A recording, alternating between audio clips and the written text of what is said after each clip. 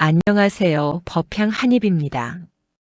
오늘도 부처님 말씀 한 입 마음에 담아가세요. 오늘은 아주 특별한 이야기를 법우님들과 함께 나누고자 합니다. 이 이야기는 불교를 처음 접하신 분도 수십 년을 수행해 오신 분도 들을 때마다 마음이 새롭게 열리는 그런 이야기입니다. 바로 부처님의 탄생에 관한 이야기입니다. 그런데 잠깐, 법우님들 이 질문을 먼저 드리고 싶습니다. 부처님의 탄생 이야기를 알고 계신다고 생각하십니까? 룸비니 동산 마야부인 오른쪽 옆구리 7걸음 천상천 하유아독존. 이 정도는 어디선가 한 번쯤 들어보셨을 것입니다. 어쩌면 어렸을 때 절에서 혹은 어머니 무릎에 앉아 들었던 이야기일 수도 있습니다. 그러나 법우님들 이것이 전부가 아닙니다. 아니, 솔직히 말씀드리면 우리가 알고 있다고 생각하는 그 이야기의 안쪽에는 우리가 아직 제대로 들여다보지 못한 훨씬 깊고 광대한 세계가 있습니다. 그래서 오늘 이 자리에서 법향 한입은 그 안쪽 이야기를 꺼내보려 합니다. 단순한 전설이나 신화로 치부되어 왔던 부처님의 탄생 이야기가 사실은 깨달음의 법문 그 자체라는 것을, 그 한 장면 한 장면이 바로 우리 자신의 이야기라는 것을, 오늘 이 말씀을 마음 깊이 새기고 돌아가시면 부처님 탄생일에 합장할 때 그 손 모음이 전혀 다른 무게를 가지게 될 것입니다. 자, 그럼 시작하겠습니다. 나무아미타불.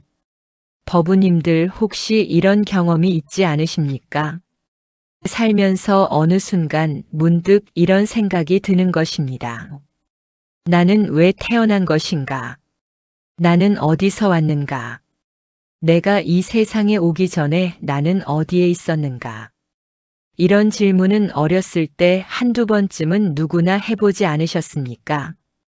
그런데 어른이 되고 바쁜 삶 속에 치이다 보면 그 질문은 어느새 마음 깊은 곳에 가라앉아 버립니다.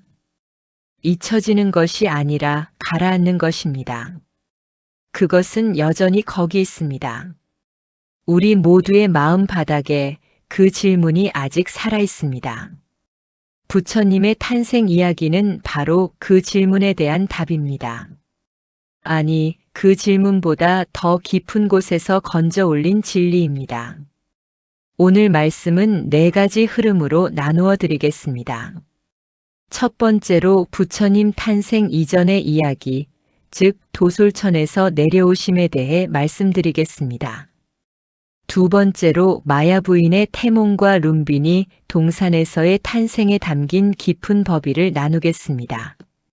세 번째로 7걸음과 천상천 하유아독존의 선언이 품고 있는 깨달음의 메시지를 살펴보겠습니다. 네 번째로 부처님의 탄생이 지금 이 순간 우리에게 무엇을 말하는가, 그 회향의 말씀으로 마무리하겠습니다. 나무아미타불. 시작에 앞서 잠시 마음을 가다듬어 주십시오. 지금 이 순간 법우님들 곁에는 어떤 분이 계십니까? 혹은 이 세상을 먼저 떠나신 소중한 분을 생각하며 이 영상을 켜신 분이 계십니까? 오늘 부처님 탄생의 이야기는 동시에 우리 모두의 탄생과 죽음, 그리고 다시 태어남의 이야기이기도 합니다. 이 마음으로 함께 들어주시기를 바랍니다. 합장하고 3번 읽겠습니다. 나무아미타불. 나무아미타불. 나무아미타불. 자, 이제 첫 번째 이야기로 들어가겠습니다. 첫 번째로, 도솔천에서의 보살 내려오심을 결심하다. 법우님들 부처님의 이야기는 룸빈이 동산에서 시작되지 않습니다. 놀라우시지 않습니까? 우리가 흔히 알고 있는 부처님 탄생의 장면, 즉 마야 부인의 옆구리에서 갓 태어난 아기가 7걸음을 걷는 그 장면, 그것은 사실 훨씬 긴 이야기의 한중간쯤에 해당합니다. 불교 경전, 특히 불본행집경과 방광대장엄경을 보면 부처님께서 이 세상에 오시기 전에 어디 계셨는지를 자세하게 전합니다. 도솔천, 그곳입니다. 도솔천은 욕계 6천 중 네 번째 하늘입니다. 그곳에서 부처님께서는 호명보살이라는 이름으로 계셨습니다. 호명보살은 도솔천의 내원궁에서 수많은 천신들에게 법을 설하며 인간 세계로 하강할 때를 기다리고 계셨습니다. 그 기간이 얼마나 되었는지 경전은 이렇게 전합니다. 오랜 겁의 세월 동안 보살은 이미 깨달음의 문턱에서 인연이 무르익기를 기다렸다고. 이것이 무엇을 뜻하겠습니까, 법우님들? 부처님의 이 세상 오심은 우연이 아니라는 것입니다. 충동이 아니라는 것입니다. 바람에 씨앗이 날리듯 아무데나 떨어지신 것이 아닙니다. 법화경은 이렇게 말씀합니다. 제불열에는 중생을 제도하기 위하여 방편으로 이 세상에 나타나신다고. 이것이 출세본회입니다. 세상에 나오신 근본 뜻입니다. 그러면 그 근본 뜻이 무엇입니까? 한마디로 말씀드리겠습니다. 중생이 고통에서 벗어나 참된 행복을 얻도록 인도하기 위함입니다. 이것이 전부입니다. 도솔천에서 보살이 이 세상에 내려오실 때 경전은 그 장면을 이렇게 묘사합니다. 보살이 사방을 살피셨습니다. 어느 때에 어느 곳에 어느 집에 태어날 것인지를 오지관으로 살피셨다는 것입니다. 첫째는 시절이년 어느 때인가. 둘째는 국토 어느 나라인가. 셋째는 가문 어느 집인가. 넷째는 어머니 누가 어머니가 될 것인가. 다섯째는 종족 어느 족속인가. 이 5가지를 두루 살피시고 최적의 인연이 갖추어진 곳을 선택하셨다는 것입니다. 법우님들, 이것이 단순한 신화적 이야기처럼 들리십니까? 잠시 이 말씀을 마음에 새겨보십시오. 우리도 사실은 이 세상에 그냥 던져진 존재가 아닙니다. 불교는 말합니다. 이 생의 인연은 전생의 업과 원력에 의해 이루어진다고. 그렇다면 지금 우리가 이 시간에 이 영상 앞에 앉아 부처님의 탄생 이야기를 듣고 있는 것도 결코 우연이 아닐 수 있습니다. 어떤 인연이 우리를 여기까지 데리고 온 것입니다. 자, 이제 보살은 하강을 결심하셨습니다. 그 순간을 방광대장엄경은 이렇게 전합니다. 보살이 흰 코끼리의 형상을 취하여 마야 부인의 몸으로 들어가셨다고. 여기서 흰 코끼리는 그냥 신기한 이야기가 아닙니다. 흰색은 청정을 상징합니다. 번뇌와 오염이 없는 순수한 법신을 뜻합니다. 코끼리는 무엇을 상징합니까? 위엄, 힘, 그리고 지혜입니다. 고대 인도에서 코끼리는 왕들 중에 왕을 상징하는 동물이었습니다. 그러나 단순한 세속의 왕이 아니라 법왕, 즉 진리의 왕을 상징하는 것이기도 했습니다. 흰 코끼리가 어머니의 몸으로 들어오는 꿈, 이것이 곧 마야 부인의 태몽입니다. 여기서 잠깐 법우님들께 여쭤보고 싶습니다. 우리는 어머니라는 존재를 어떻게 생각하고 계십니까? 어머니는 단순히 생물학적으로 우리를 낳아주신 분입니까? 아니면 어머니는 위대한 진리가 이 세상으로 내려오는 통로입니까? 불교는 말합니다. 부처님이 마야 부인을 통해 이 세상에 오신 것처럼 우리 모두도 어머니라는 거룩한 통로를 통해 이 세상에 왔다고. 어머니의 자궁은 단순한 육신의 공간이 아닙니다. 그것은 업의 씨앗이 인연을 만나 꽃 피우는 성스러운 장소입니다. 나무아미타불. 법우님들, 이제 첫 번째 이야기의 핵심을 말씀드리겠습니다. 부처님의 탄생은 준비된 오심이었습니다. 오랜 세월의 원력과 공덕이 쌓이고 쌓여 마침내 때가 되었을 때 이 세상으로 내려오신 것입니다. 이것은 동시에 우리 모두에게 묻는 것이기도 합니다. 나는 왜 이 세상에 왔는가? 내가 이 삶에서 이루어야 할 원력은 무엇인가? 이 질문이 가슴속에 살아있는 한 우리의 삶은 아직 완성되지 않은 것입니다. 아직 할 일이 있다는 것입니다. 참으로 그러하지 않습니까? 도솔천에서의 하강. 이것은 위에서 아래로의 이동이 아닙니다.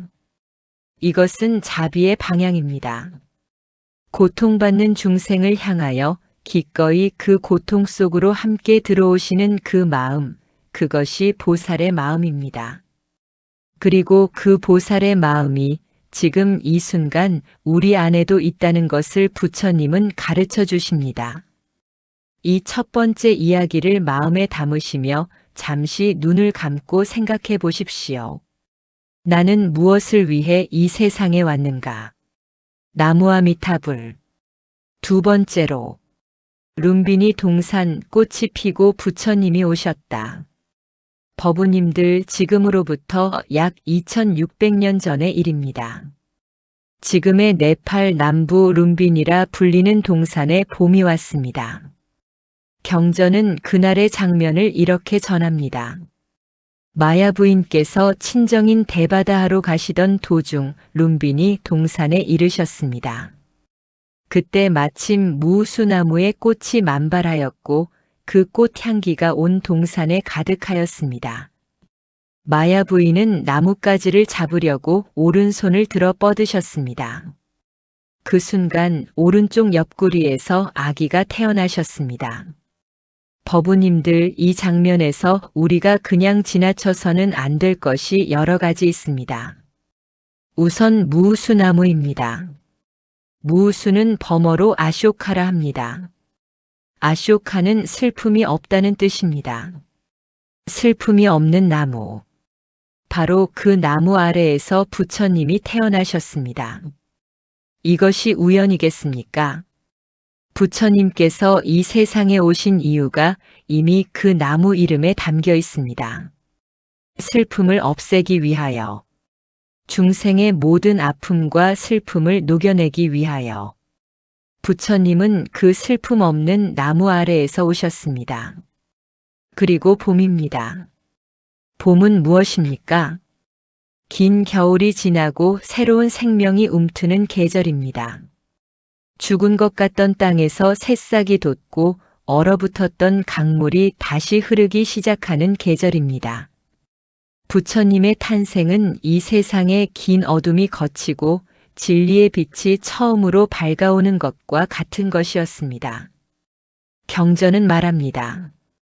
부처님이 태어나시던 그 순간 온 세상이 환해졌다고, 어두운 밤이 낮처럼 밝아졌다고. 이것이 단순한 문학적 표현입니까? 아닙니다. 이것은 진리가 이 세상에 나타날 때 그 빛이 얼마나 광대한지를 말하는 것입니다. 이제 가장 신비로운 부분을 말씀드리겠습니다. 오른쪽 옆구리에서의 탄생입니다.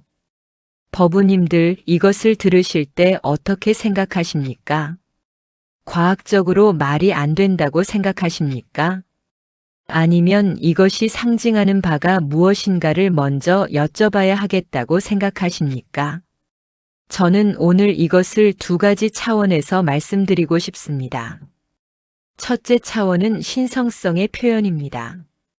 고대 인도에서 오른쪽은 성스러운 방향이었습니다.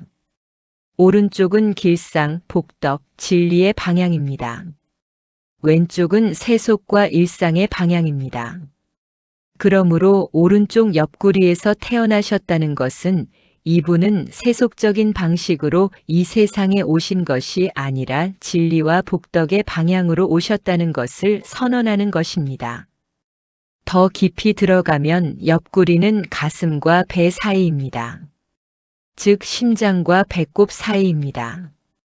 심장은 자비와 사랑의 자리입니다. 배꼽은 생명과 연결의 자리입니다. 그 사이에서 오셨다는 것은 자비와 생명 사이에서 오셨다는 것입니다. 참으로 그러하지 않습니까? 둘째 차원은 업보의 초월입니다. 보통의 생명은 탐진치 삼독의 어변으로 인하여 어머니의 자궁을 통해 태어납니다. 이 과정 자체가 업의 흐름입니다.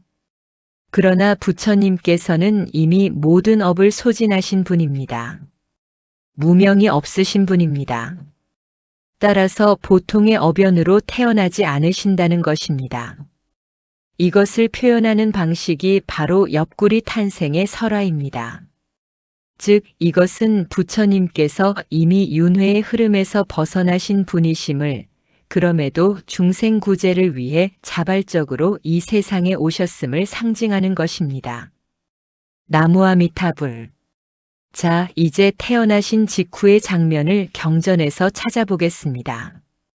방광대장엄경과 불본행집경은 그 장면을 이렇게 전합니다. 아기가 태어나시자마자 사방을 살피셨습니다. 그리고 두 발로 땅을 딛고 일어서셨습니다. 태어나자마자 서셨습니다. 어떤 의학적인 도움도 없이 스스로 일어나 서셨습니다. 이때 사방에서 꽃비가 내렸습니다. 하늘에서는 천인들이 꽃을 뿌리며 경배를 드렸습니다. 땅에서는 갑자기 연꽃이 솟아올라 발걸음을 받쳐드렸습니다. 그리고 아기의 몸에서는 광명이 발하여 온 세상을 밝혔습니다. 법우님들, 이 장면의 핵심은 무엇입니까? 스스로 일어서심입니다. 이것이 불교가 말하는 진리의 핵심입니다. 부처님은 남이 세워준 분이 아닙니다. 어떤 외부의 신이 내려주신 분이 아닙니다. 스스로의 수행과 원력으로 깨달음을 이루고 스스로 일어서신 분입니다. 그리고 그것이 우리 모두에게 가능하다는 것을 보여주기 위해 이 세상에 오신 분입니다. 자등명 법등명. 스스로를 등불로 삼고 법을 등불로 삼으라. 이것이 부처님의 마지막 말씀입니다. 그 마지막 말씀은 이미 태어나시는 순간에 몸으로 보여주신 것입니다. 그리고 룸비니 동산에서의 탄생에 관해 한 가지를 더 말씀드리겠습니다. 마야 부인께서는 부처님을 낳으신 지 이래 만에 세상을 떠나셨습니다. 법우님들, 이 사실이 가슴에 와닿지 않으십니까? 위대한 부처님을 이 세상에 데리고 오신 어머니가 그 아들이 어머니라는 말을 제대로 부르기도 전에 세상을 떠나셨습니다. 경전은 이것이 마야 부인의 공덕 때문이라고 말합니다. 부처님과 같은 위대한 존재를 잉태하고 낳은 그 공덕으로 인해 마야 부인은 곧바로 도리천에 왕생하셨다는 것입니다. 그러나 어린 시다르타 왕자의 마음은 어떠하였겠습니까? 태어나자마자 어머니를 여윈 그 아이. 이 경험이 이미 부처님의 마음속에 중생의 생로병사에 대한 깊은 감수성을 심어놓은 것은 아니었을까요? 어머니의 죽음을 통해 인간이란 얼마나 무상하고 덧없는 존재인가를 가장 이른 나이에 가장 아프게 배우신 것은 아니었을까요? 이것이 두 번째 이야기의 핵심입니다. 부처님의 탄생은 거룩한 자비의 오심이었습니다. 그 거룩함은 신기함이나 기이함에 있는 것이 아닙니다. 슬픔이 없는 나무 아래 스스로 일어서심 속에 담긴 그 깊은 자비의 마음에 있습니다. 나무아미타불. 세 번째로, 일곱 걸음과 천상천 하유와 독존, 그 선언의 참뜻. 법우님들, 이제 가장 중요한 이야기를 드릴 시간입니다. 오늘 이 법문의 절정이라 할 수 있는 부분입니다. 부처님이 태어나시자마자 일곱 걸음을 걸으셨습니다. 그리고 오른손은 하늘을 가리키고 왼손은 땅을 가리키며 이렇게 말씀하셨습니다. 천상천 하유와 독존. 삼계계고 아당한지. 하늘 위와 하늘 아래에서 오직 나만이 홀로 존귀하다. 삼계가 모두 고통스러우니 내가 마땅히 이를 편안하게 하겠다. 법우님들, 이 말씀을 처음 들으셨을 때 어떤 생각이 드셨습니까? 갓 태어난 아기가 말을 하고 걸음을 걷는다는 것이 불가사의하게 느껴지셨습니까? 아니면 천상천하유아독존이라는 말이 너무 오만하게 들리지는 않았습니까? 오늘 이 세 번째 이야기에서 이 선언의 참뜻을 반드시 제대로 전해드리고 싶습니다. 왜냐하면 이 선언 하나를 제대로 이해하시면 불교가 무엇인지, 부처님이 누구신지, 그리고 우리가 무엇인지를 모두 이해할 수 있기 때문입니다. 우선 7걸음입니다. 7이라는 숫자에는 불교적으로 깊은 의미가 있습니다. 욕계 6천과 색계, 무색계를 합한 3계의 모든 존재 영역을 상징한다는 해석이 있습니다. 또한 7걸음은 과거 7부를 상징한다는 해석도 있습니다. 현겁에 나타나시는 7분의 부처님, 그 모든 부처님들의 발걸음을 걸으신다는 것입니다. 그러나 저는 오늘 이것을 다른 각도에서 말씀드리고 싶습니다. 7걸음은 7가지의 각 방향입니다. 동서남북, 상하 그리고 중심. 우주의 모든 방향에 한 걸음씩 내디디신 것입니다. 이것이 무엇을 뜻합니까? 나는 이 모든 방향에 있는 중생들을 위해 왔다는 것입니다. 동쪽에 있는 중생도, 서쪽에 있는 중생도, 위에 있는 중생도, 아래에 있는 중생도, 모든 곳에 있는 모든 중생을 위해 이 세상에 왔다는 선언입니다. 나무아미타불. 이제 천상천하유아독존을 깊이 들여다보겠습니다. 법우님들, 이 말씀을 오해하시는 분들이 많습니다. 특히 불교를 처음 접하시는 분들은 이것을 갓 태어난 아기의 오만한 자기 선언으로 오해하십니다. 그러나 이것은 정반대입니다. 여기서 아는 부처님 개인을 말씀하시는 것이 아닙니다. 이것이 핵심입니다. 선사들은 이 알을 두 가지로 해석합니다. 첫째는 불성으로서의 나입니다. 모든 중생 안에 있는 참된 자, 청정한 본성, 즉 불성이 바로 이 아입니다. 둘째는 진여로서의 나입니다.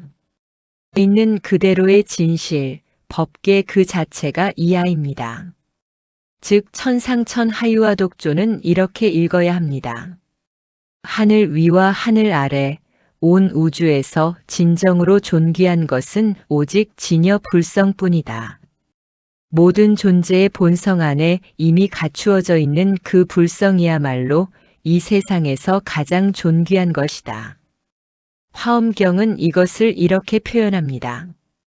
신불급 중생 시삼무차별. 마음과 부처와 중생, 이 셋은 차별이 없다고. 즉 우리 모두의 마음 안에 이미 부처님이 계신다는 것입니다. 우리 모두가 이미 존귀하다는 것입니다. 부처님의 탄생 선언은 따라서 이런 것입니다. 나는 그 존귀함을 증명하기 위해 왔다. 너희 모두 안에 이미 있는 그 불성을 너희 스스로 발견하도록 안내하기 위해 왔다. 법우님들, 이 말씀이 가슴에 와닿으십니까? 잠시 이 말씀을 마음에 새겨보십시오.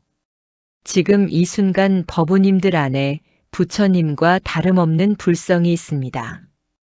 우리가 그것을 모르고 있을 뿐입니다. 번뇌의 구름이 그것을 가리고 있을 뿐입니다. 구름이 아무리 두터워도 하늘은 사라지지 않듯 번뇌가 아무리 깊어도 우리 안의 불성은 사라지지 않습니다. 이것이 천상천하유아독존의 참뜻입니다. 나무아미타불. 이제 3계 계곡 아당한지를 보겠습니다. 3계가 모두 고통스럽다는 것은 무엇을 말합니까? 3계는 욕계, 색계, 무색계입니다. 쉽게 말하면 욕망의 세계, 형태의 세계, 순수 정신의 세계입니다. 이 모든 세계가 고통 속에 있다는 것입니다. 왜입니까? 변하기 때문입니다. 모든 것은 무상합니다. 무상한 것은 집착의 대상이 되고 집착은 괴로움을 낳습니다. 이것이 삼계계고입니다. 그러나 부처님은 거기서 멈추지 않으십니다. 아당한지, 내가 마땅히 이를 편안하게 하겠다. 이것이 발언입니다. 서원입니다. 갓 태어나신 그 순간에 이미 중생의 모든 고통을 편안하게 하겠다는 그 원력을 세우신 것입니다. 법우님들, 우리는 흔히 발언이라는 것을 거창하게 생각합니다. 그러나 발언은 이렇게 시작하는 것입니다. 내 주변의 한 사람이라도 편안하게 하겠다는 마음. 내가 지금 할 수 있는 것부터 시작하겠다는 마음. 그것이 아당한지의 정신입니다. 조주선사는 어느 날 제자에게 물었습니다. 천하 사람들이 모두 너를 잡아 죽이려 한다면 어디로 도망하겠느냐? 제자가 대답하지 못하자 조주가 말했습니다. 삼계 안에 숨을 곳이 없으니 삼계 밖으로 나가거라. 삼계 밖이 어디냐? 그것이 바로 해탈이요, 열반이요, 불성의 자리이다. 법우님들, 삼계 밖은 어디 있습니까? 지금 이 순간 번뇌가 쉬는 자리입니다. 집착이 내려놓아지는 자리입니다. 그것이 삼계 밖입니다. 나무아미타불. 이제 이 세 번째 이야기의 핵심을 3번 반복해 드리겠습니다. 첫째, 천상천하유아독조는 모든 중생 안에 불성이 있다는 선언입니다. 둘째, 모든 중생 안에 불성이 있다는 것은 우리 모두가 이미 존귀하다는 뜻입니다. 셋째, 우리 모두가 이미 존귀하다는 것을 알아가는 것이 바로 수행의 길입니다. 이것이 부처님이 이 세상에 오신 이유입니다. 이것이 7걸음과 천상천하유아독존의 참뜻입니다. 잠깐 더 말씀드릴 것이 있습니다. 부처님의 탄생과 관련하여 아시다시피 전 세계에서 공통적으로 전해지는 또 하나의 이야기가 있습니다. 바로 아시타 선인의 예언입니다. 부처님이 태어나신 직후 히말라야에 살던 위대한 선인 아시타가 룸비니로 달려왔습니다. 그는 갓 태어난 아기 시따르타를 보자마자 눈물을 흘렸습니다. 왕인 수또다나가 놀라서 물었습니다. 이 아이에게 무슨 불길한 징조라도 있습니까? 아시타가 대답했습니다. 아닙니다. 저는 슬퍼서 우는 것이 아닙니다. 이 아이는 반드시 위대한 깨달음을 이루어 모든 중생을 구제할 것입니다. 그러나 저는 그때까지 살아있지 못할 것이니 그 가르침을 듣지 못할 것을 슬퍼하여 우는 것입니다. 법우님들, 이 장면을 어떻게 생각하십니까? 아시타는 당대 최고의 선인이었습니다. 사선팔정을 통달하였고 천안통으로 삼천대천세계를 볼 수 있었습니다. 그 위대한 수행자가 갓 태어난 아기 앞에서 무릎을 꿇고 눈물을 흘렸습니다. 이것이 무엇을 말합니까? 수행의 높고 낮음이 아닙니다. 진리 앞에서 진정으로 겸손할 수 있는 자가 진짜 수행자라는 것입니다. 우리는 때로 자신의 수행이나 지식이 쌓일수록 더욱 완고해지기도 합니다. 아는 것이 많아질수록 새로운 것을 받아들이기 어려워지기도 합니다. 그러나 아시타는 달랐습니다. 더 큰 진리 앞에서 기꺼이 눈물을 흘렸습니다. 기꺼이 무릎을 꿇었습니다. 이것이 진정한 수행자의 모습입니다. 나무아미타불. 법우님들, 또 하나 중요한 것이 있습니다. 이 탄생의 이야기에서 자주 언급되는 하나의 말씀입니다. 우란 분경에는 이런 이야기가 있습니다. 부처님의 제자 목련존자가 신통력으로 어머니가 아귀도에서 고통받고 계심을 보고 어떻게 하면 어머니를 구할 수 있는지를 부처님께 여쭈었습니다. 부처님은 말씀하셨습니다. 홀로의 힘으로는 어머니를 구할 수 없다. 안거를 마친 시방의 승가 대중의 힘을 빌려 공양을 올리면 그 공덕으로 어머니가 고통에서 벗어날 것이다. 이것이 우란 분재의 유래입니다. 그러나 이 이야기에서 핵심은 무엇입니까? 어머니에 대한 사랑입니다. 신통력을 가진 목련존자도 어머니의 고통 앞에서는 무력했습니다. 그 신통과 지혜보다 더 컸던 것은 어머니를 향한 자식의 마음이었습니다. 그 마음이 결국 어머니를 구했습니다.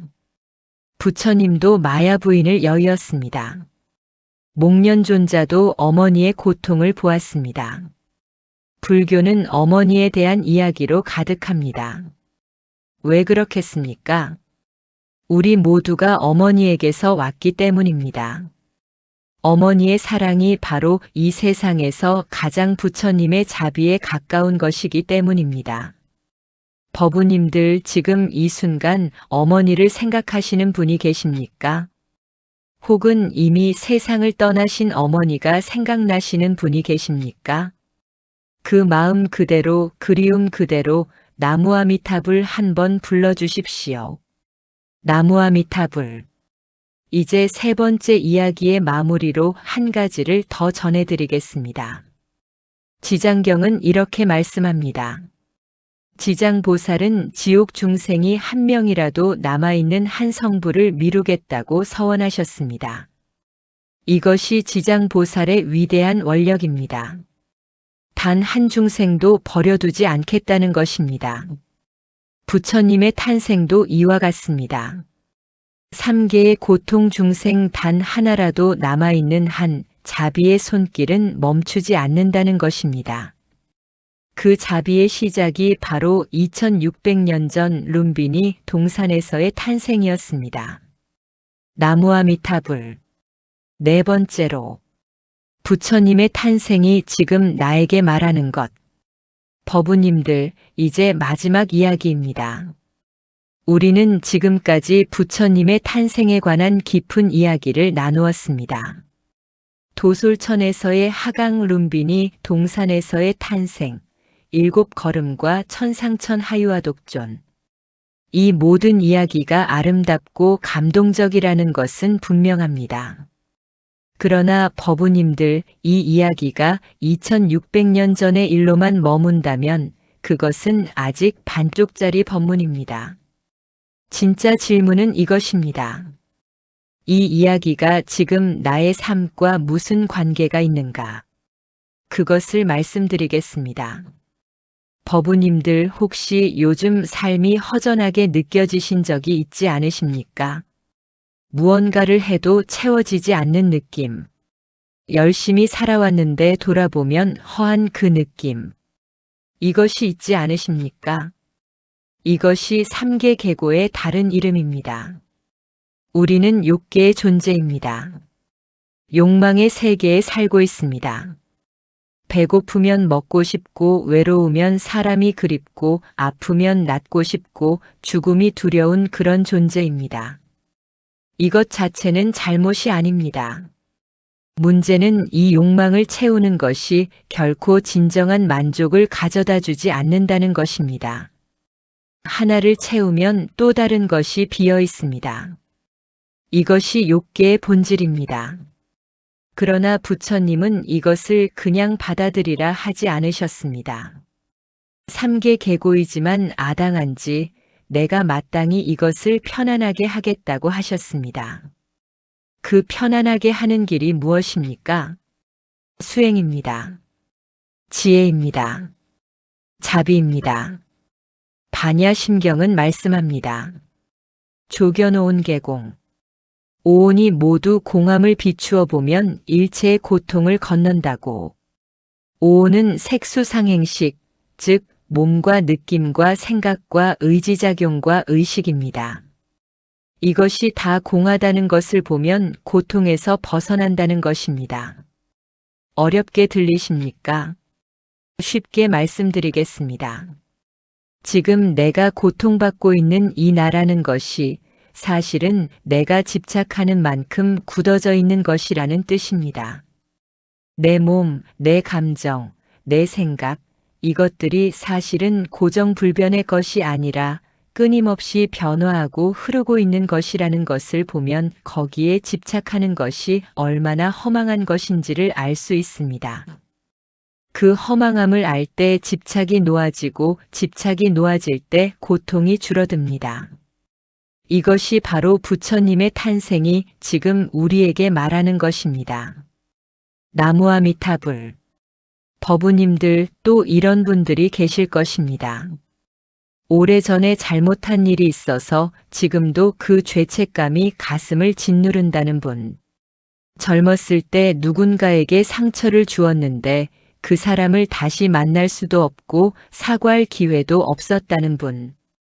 그 과거의 상처와 죄책감이 지금도 삶의 무게로 남아있다는 분.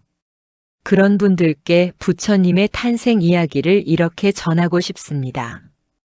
부처님도 과거 생에 수없이 많은 실수를 하셨습니다. 본생경에는 부처님의 과거생 이야기가 500가지 이상 담겨 있습니다. 그 중에는 부처님이 전생의 도둑이었던 이야기도 있습니다. 살생을 한 생도 있습니다. 잔인한 왕이었던 생도 있습니다. 그러나 그 모든 생에서 배움이 있었고 그 배움이 쌓이고 쌓여 결국 깨달음에 이르셨습니다. 이것이 말하는 것은 무엇입니까? 과거의 잘못이 우리를 영원히 가두는 것이 아니라는 것입니다.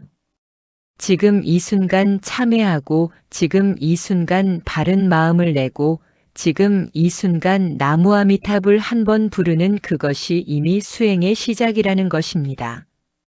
아미타경은 말씀합니다. 하루나 이틀 내지 7일간 일심불란하게 아미타불의 이름을 부르면 그 사람이 목숨이 닿을 때 아미타불이 성중과 함께 그 앞에 나타나신다고. 지금 이 순간 나무아미타불 한번 부르는 그 공덕이 결코 작지 않습니다. 법우님들 한번 함께 불러봅시다. 나무아미타불, 나무아미타불, 나무아미타불. 이 세 번의 염불이 법우님들의 마음속에 있는 모든 허전함과 죄책감과 두려움을 조금이나마 녹여드리기를 발언합니다. 나무아미타불. 이제 조금 더 깊은 이야기를 드리겠습니다. 육조단경에서 해능선사는 이런 말씀을 하셨습니다. 불법은 세간을 떠나지 않으니 세간을 떠나 깨달음을 찾는 것은 마치 토끼의 뿔을 찾는 것과 같다고. 이것이 무슨 뜻입니까? 부처님의 탄생은 이 세상 속에 이루어진 것입니다. 하늘 위 어딘가의 이야기가 아닙니다. 룸비니 동산 이 지상에서의 탄생입니다. 마야 부인의 몸에서 이 물질 세계 안에서의 탄생입니다. 이것은 불법이 세상을 떠나는 것이 아니라 세상 한가운데에 있다는 것을 처음부터 보여주신 것입니다. 그러므로 법우님들의 수행은 절에 가야만 가능한 것이 아닙니다. 깊은 산중에 들어가야만 가능한 것이 아닙니다. 지금 이 자리에서 지금 이 삶 속에서 가능합니다. 밥을 먹을 때도 걸음을 걸을 때도 누군가와 대화를 나눌 때도 그 안에서 불성을 발견하는 것이 수행입니다. 참으로 그러하지 않습니까? 법우님들 또 한 가지를 말씀드리겠습니다. 무량수경은 아미타불의 48대원을 전합니다. 그 중에 이런 원력이 있습니다. 내가 부처가 될 때 시방세계의 중생들이 나의 이름을 들으면 환희심을 내고 정토에 왕생하기를 원하는 마음이 생기도록 하겠다는 것입니다. 아미타불의 이 원력이 얼마나 광대합니까? 이름만 들어도 환희심이 나고 왕생하기를 원하는 마음이 생긴다는 것입니다. 이미 그 원력이 성취되어 있습니다. 지금 우리가 나무아미타불을 부를 때마다 우리는 그 원력 안에 들어와 있는 것입니다. 부처님이 이 세상에 태어나신 것은 바로 이 원력을 우리에게 전하기 위함이었습니다. 나는 너희를 혼자 내버려 두지 않겠다는 것입니다. 나는 너희 모두가 고통에서 벗어나는 것을 볼 때까지 여기 있겠다는 것입니다. 나무아미타불. 법우님들, 이제 이 네 번째 이야기의 핵심을 말씀드리겠습니다. 부처님의 탄생은 2600년 전의 역사적 사건이 아닙니다. 그것은 매 순간 우리 안에서 다시 일어나는 사건입니다. 우리가 번뇌를 내려놓는 그 순간 우리 안에서 부처님이 다시 태어나십니다. 우리가 누군가에게 자비심을 내는 그 순간 우리 안에서 부처님이 다시 걸음을 내디디십니다. 우리가 나무아미타불을 부르는 그 순간 우리 안에서 부처님의 탄생 선언이 다시 울려 퍼집니다. 이것이 부처님의 탄생이 지금 이 순간 우리에게 말하는 것입니다. 나무아미타불. 이제 마무리를 드리겠습니다. 회양의 말씀입니다. 법우님들, 오늘 참으로 긴 법문을 함께 해주셨습니다. 처음 여쭤보았던 그 질문으로 다시 돌아가겠습니다. 나는 왜 태어난 것인가? 오늘 이 법문을 들으신 법우님들은 이제 이렇게 답하실 수 있기를 바랍니다. 나는 불성을 품고 태어났다. 나는 이미 존귀한 존재로 태어났다. 나는 고통에서 벗어나 참된 행복을 향해 가는 존재로 태어났다. 이것이 천상천하유아독존의 참뜻입니다. 이것이 부처님의 탄생이 우리에게 전하는 말씀입니다. 오늘 법문에서 세 가지를 다시 한번 마음에 새겨주십시오. 첫째, 부처님의 탄생은 준비된 자비의 오심이었습니다. 우리를 위해 기꺼이 이 세상으로 오신 것입니다. 둘째, 천상천하유아독존은 우리 모두 안에 불성이 있다는 선언입니다. 우리 모두가 이미 존귀하다는 것입니다. 셋째, 부처님의 탄생은 지금 이 순간에도 계속됩니다. 우리가 수행하고 자비심을 낼 때마다 우리 안에서 부처님이 다시 태어나십니다. 이 세 가지를 가슴에 담고 살아가시기를 발언합니다. 나무아미타불. 법우님들, 오늘 이 법문을 들으시면서 문득 떠오른 얼굴이 있으십니까? 먼저 세상을 떠나신 부모님 혹은 배우자 혹은 자녀 혹은 오래전에 헤어진 소중한 분. 그분들을 위해서도 지금 함께 연불 드리겠습니다. 부처님의 탄생 공덕으로 이 세상 모든 영가들이 극락왕생하기를 발언합니다. 살아있는 모든 중생들이 고통에서 벗어나 행복하기를 발언합니다. 지금 이 법문을 듣고 계신 모든 법우님들의 삶에 부처님의 자비 광명이 항상 함께하기를 발언합니다. 나무아미타불. 나무아미타불. 나무아미타불. 오늘 이 법문을 들으시고 마음에 울림이 있으셨던 분들, 그리고 돌아가신 소중한 분을 생각하며 이 법문을 함께 하신 분들 댓글에 그분의 법명이나 이름을 남겨주십시오. 이 자리에서 함께 발언해 드리겠습니다. 극락왕생 발언합니다. 부처님의 탄생은 우리 모두에게 이 한 가지를 말씀하십니다. 너는 혼자가 아니다. 너는 이미 충분히 존귀하다. 나는 너를 위해 왔다. 이 말씀을 마음 깊이 담으시고 오늘 하루도 부처님의 자비 안에서 평안하시기를 바랍니다. 이 공덕이 모든 법우님들께 회양되기를 발언합니다. 나무아미타불.